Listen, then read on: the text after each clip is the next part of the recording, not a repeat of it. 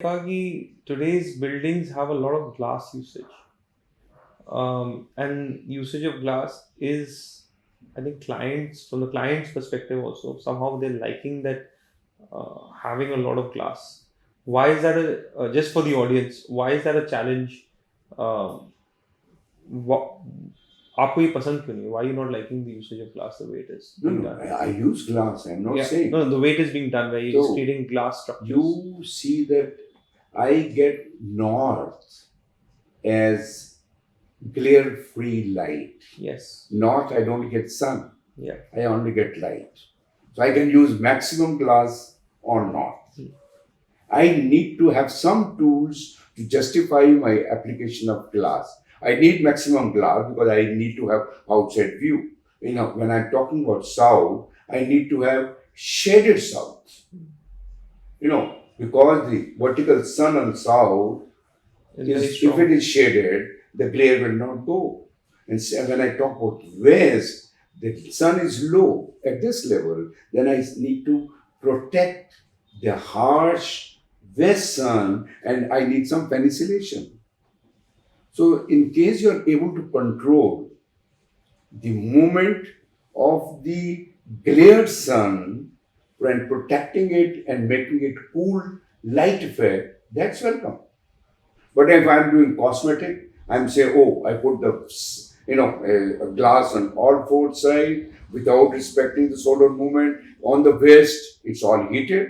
And then I say, oh, I will justify by putting a double laminated glass, insulating glass. I'm reducing The heating, this cooling, thing. the cooling So requirement. that is perhaps criminality of architecture where you add on materials because you are sensitive to some use of some material.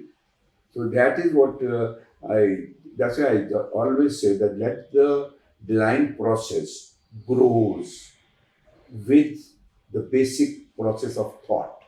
And thought is that I need a shelter which should be comfortable even without air conditioning.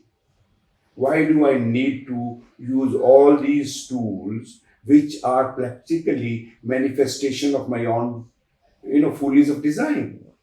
So, if you see my great heritage, India, you say Hawa Mahal, you see any of the, you go to Jaisalmer, you see the narrow shading, visual shading between the two buildings, they are narrow because I don't need more sun. It's like coming down like this and getting less sun going inside, but the minimum light which is required for me goes in. The heat doesn't go in, and that perhaps that is the more the courtyard becomes comfortable even at 2 o'clock in June, July, in summers. Right. So I mean, that's why I say you create net zero where you using your own energy, using your own water resource management, trying to you see all these step wells, you see lakes, you see shaded step wells, you see bowlies. They I just need to collect my water, storm water into some sort of a storage which is good for me for the years to come. So that we have lost. So I say that the great heritage needs to be preserved, conserved, and implemented now. Today, I need to be very conscious that whatever the great ancestors have done, that's a big science which I am ignoring. So, I do respect that. Let's to be very contemporary and global, but global, intervention is all right, but empowerment, empowerment makes me like copying, imitating. So not understanding that this part of the continent is different than the Yes. European part and the American part Yes. in climate, in social, economical, cultural, all are different. So I am very sensitive in terms of the we need to create architecture like three P's: place, people, and purpose. Where I'm making, for whom I'm making, and what is the purpose. And once I make that, then I have the belongingness. And then there's a touch of soul. Yes, this is in Punjab or this is in Bengal, and I'm not distinguishing, but the cultural heritage, if maintained within the contemporary way of understanding, then I will feel yes, ये मेरा है. जब मेरा होगा तो मैं उसको कभी खराब नहीं करूँगा. बिल्कुल. So that's, every building is like my own child. I am the mother. And that's why I generally say that every child is born within the motherhood. And there's a difference between motherhood and womanhood. Today we borrow a womanhood, we borrow a vessel, put somebody's sperm into there, and the child is born. That child, which is born in a borrowed vessel, doesn't have emotions, doesn't have sanskar, that doesn't have that sort of a motherly attachment, because within the motherhood, for 9 months, mother feeds you. That is the motherhood of architecture.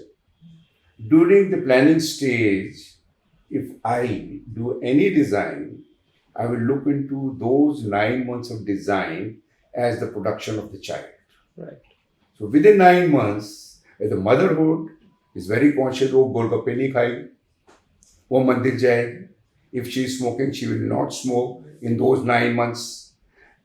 Probably why? Because she wants to give The best nutrition. like Abhimanyu. Yeah. That's our history. Arjuna, Abhimanyu was born with, something which they were talking and he could get it in the mother's soul. But if it is a borrowed womanhood, maybe she's not concerned. She's on a contract. So that is where the motherhood plays. There you get organism of architecture.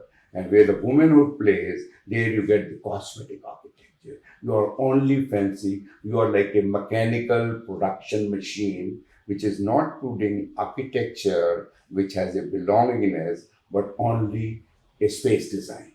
So that's the difference.